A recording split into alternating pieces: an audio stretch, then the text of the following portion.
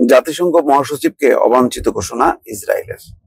দেখেন, ইসরায়েলের নেতানিয়াহু সর্বত্র ধ্বংসযজ্ঞ চালাচ্ছে।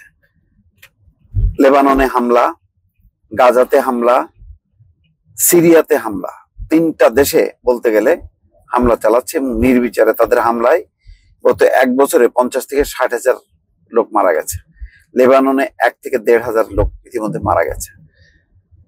তারপর এই বিষয়ে জাতিসংঘ জরুরি অধিবেশন ডেকেছে এবং ব্যবস্থা নেওয়ার জন্য বলেছে। এই পরিস্থিতি টের পেয়ে তারা দ্রুত বেগে জাতিসংঘের মহাসচিবকে অবাঞ্ছিত ঘোষণা করছে। ঔদ্ধত্যের চরম। এর মূল কারণ হচ্ছে মার্কিন যুক্তরাষ্ট্র সহ পশ্চিমাদের সমর্থন। একমাত্র ইসরায়েলকে প্রতিরোধ করতে পারে মার্কিন যুক্তরাষ্ট্র এবং পশ্চিমারা, কিন্তু একেবারে নীরব। যে বিশাল হামলা তারা লেবাননে করলো একটা স্বাধীন সার্বভৌম দেশে, এখন তারা স্থল অভিযান চালাবে, কোনো বক্তব্য নেই। গাজায় যুদ্ধবিরতি, সেটা মানছে না ইসরায়েল। সেই ব্যাপারেও মার্কিন যুক্তরাষ্ট্রের উদ্বেগ উৎকণ্ঠা ছাড়া বাস্তবে তাকে প্রতিরোধ করার বা নিষ্ক্রিয় করার কোনো কার্যকর ব্যবস্থা নেই এবং ইসরায়েলের বিরুদ্ধে কোনো প্রস্তাবই মার্কিন যুক্তরাষ্ট্র জাতিসংঘে উঠতে দেয় না।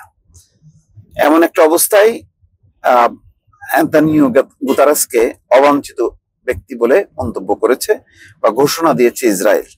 তেল আবিবের অভিযোগ, সংস্থাটির প্রধান ইরানের ক্ষেপণাস্ত্র হামলার স্পষ্টভাবে নিন্দা করেননি।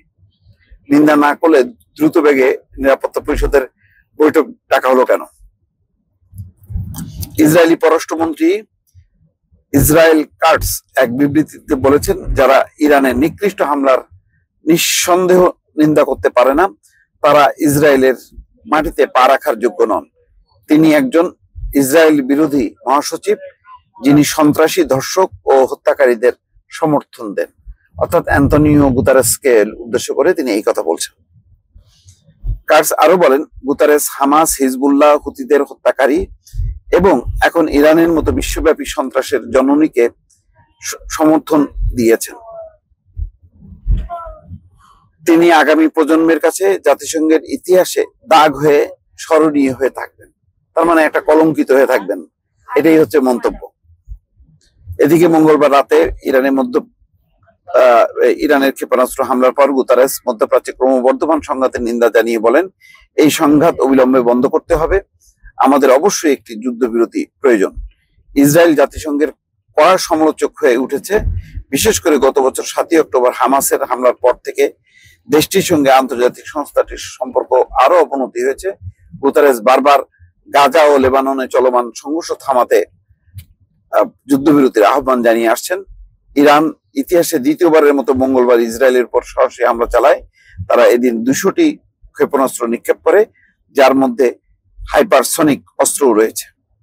এতে আতঙ্কিত ইসরায়েলের সাধারণ নাগরিকরা আশ্রয় কেন্দ্রে যেতে বাধ্য হয়। তো ইসরায়েলকে একেবারে টাচ করা যাবে না, যেখানে ভয়াবহ অত্যাচার তারা চালিয়ে যাচ্ছে। বোঝাই যাচ্ছে যে জাতিসংঘের মহাসচিবকে অবাঞ্ছিত ঘোষণা করার মধ্য দিয়ে ইসরায়েল যে আরো চড়াও হবে এবং কোনোভাবেই তারা থামবে না, এটা মোটামুটি এখন পরিষ্কার। দর্শক, ভালো থাকবেন। আল্লাহ হাফেজ।